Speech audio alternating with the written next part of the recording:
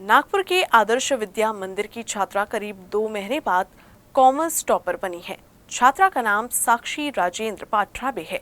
दरअसल साक्षी मई के महीने में घोषित हुए कक्षा 12वीं के परिणामों में अपने नंबर से संतुष्ट नहीं थी, जिसके बाद उन्होंने रीचेकिंग के लिए आवेदन दिया।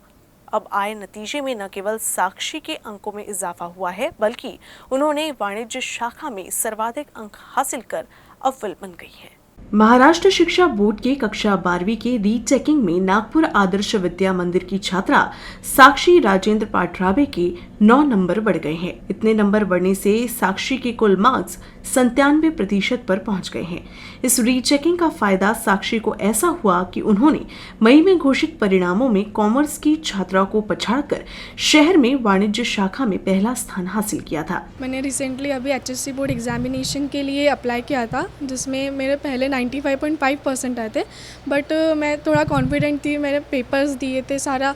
घर पे आने के बाद मैंने हर एक क्वेश्चंस को इवैल्यूएट किया था कि मुझे एटलीस्ट कितने मार्क्स मिलने चाहिए, बट उसके एक्सपेक्टेशन से बहुत कम मिले थे। तो मैंने सोचा कि एक बार इवैल्यूएशन के लिए देखना, तो वो जब मैंने डाला तो उसमें मुझे रिज़ल्ट मिला, मेरे पूरे 9 मार्क्स इंक्रीज हुए।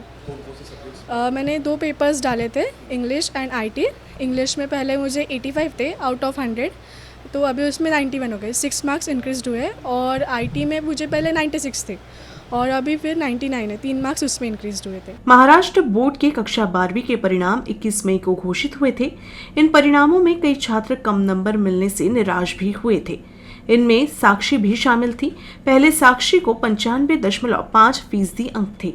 इस बीच साक्षी ने इंग्लिश और IT विषय को पुनः मूल्यांकन में डाला। अब आए नतीजों में साक्षी के अंग्रेजी में 6 और IT में 3 नंबर ऐसे कुल 9 अंक पड़े हैं। इससे पहले कॉमर्स शाखा में MKH संचेती पब्लिक स्कूल की छात्रा 96.50% अंक हासिल कर टॉप रही थी, लेकिन अब साक्षी को 97% अंक मिलने से शहर को 2 महीने बाद कॉमर्स स्ट्रीम में नई टॉपर मिली है।